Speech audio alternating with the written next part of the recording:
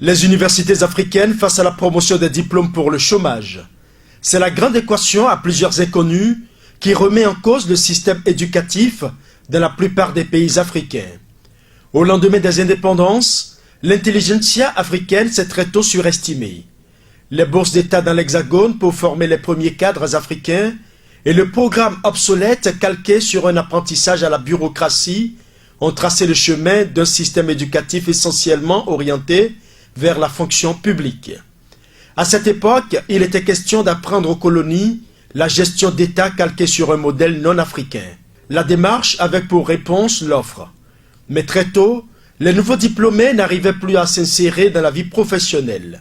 Aujourd'hui, alors que dans les autres universités du monde et même dans les lycées et collèges, les apprenants sont orientés vers la recherche, les expériences, la création et le développement de l'auto-emploi, les jeunes étudiants africains continuent de se faire décerner des diplômes pour faire valoir leurs compétences au chômage. Pourquoi nos enfants sont obligés de souffrir en Afrique, de pourrir dans les rues de nos quartiers, alors qu'ils sont premiers de leur classe? Le système éducatif qui a été mis en place, c'est pour servir le colon, c'est pour servir les églises. Il n'y a que ça. Maintenant, on n'a pas changé le modèle. Il faut dire que l'éducation a une mission. A une mission de créer la richesse. L'éducation n'a pas mis de faire un service bellan. Nous avons fait un service bellan. Il faut repenser, il faut faire un programme général d'éducation. Le programme d'enseignement doit changer. Le programme, dans ce qu'on nous enseigne, regardez combien de chômeurs sortent. Nos universités, nos écoles sont des usines à former que des chômeurs et des perroquets. Des gens qui savent réciter les choses, surtout dans la partie francophone. L'une des grandes récriminations contre la formation dans les universités africaines est son déphasage non seulement avec les réalités socio-culturelles, mais aussi avec les besoins de l'emploi.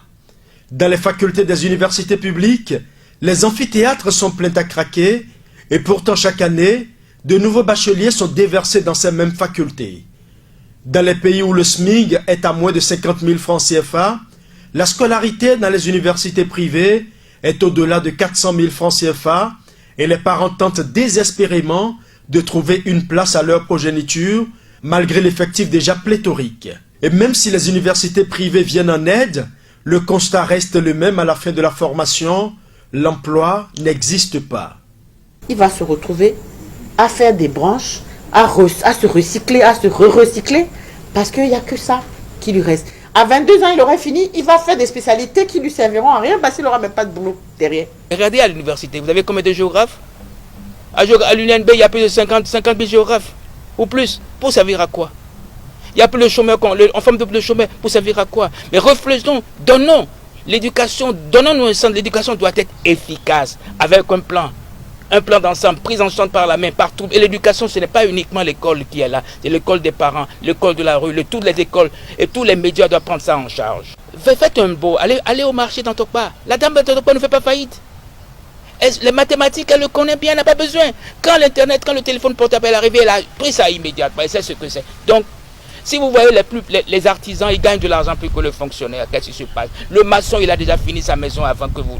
Tous les gens, ils ont fait. Les grandes maisons à Cotonou, c'est eux qui l'ont construit. La question fondamentale, est-ce que l'éducation est efficace et efficiente? Question fondamentale. Vous voyez, il faut reformater le disque dur, reformer les programmes pour savoir tel environnement, vous voyez ce qu'il nous faut. Et je préfère même du temps de la Révolution 1 que je critique, mais il y a des partis qui ont dit, mais l'école nouvelle doit être une unité de production. Tant d'années perdues à cause de ce système sans finalité active, les jeunes, victimes de ce système, continuent malheureusement d'être des dommages collatéraux.